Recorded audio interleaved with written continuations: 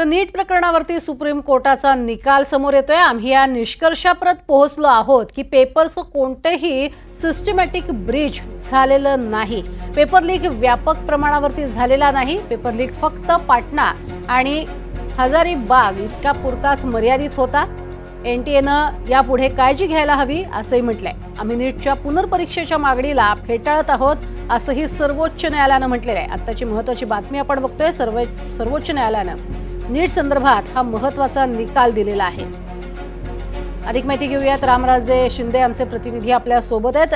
रामराजे, अतिशय महत्त्वाचा निकाल समोर येतोय सुप्रीम कोर्टाचा नीट बाबत। बिलकुल दोन तीन महत्वाचे मुद्दे आहेत। एक म्हणजे की नीट परीक्षा पुन्हा होणार नाही ती मागणी फेटाळण्यात आलेली आहे, हा सर्वात मोठा मुद्दा आहे आणि विद्यार्थ्यांना हा दिलासा असणार आहे।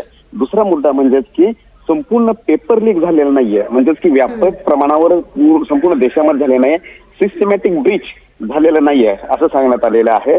आणि तिसरं म्हणजे की कोर्टानं एक कमिटी नेमली होती आणि त्या कमिटीला आता कालमर्यादा घालून दिलेली आहे।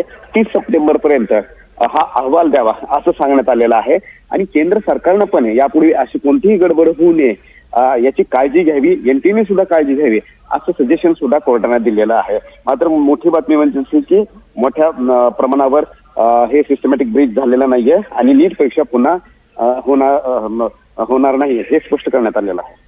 नक्कीच, सगळ्यात महत्त्वाचं म्हणजे त्यांनी हे मुद्दे इथे उपस्थित केलेत। पाटणा आणि हजारीबाग पुरती ही लीक प्रकरण मर्यादित होतं हेही त्यांनी स्पष्ट केलं आणि केंद्राचे सुद्धा कान उपटण्याचं काम केलंय। तुर्तास धन्यवाद या संपूर्ण माहितीसाठी रामराजे।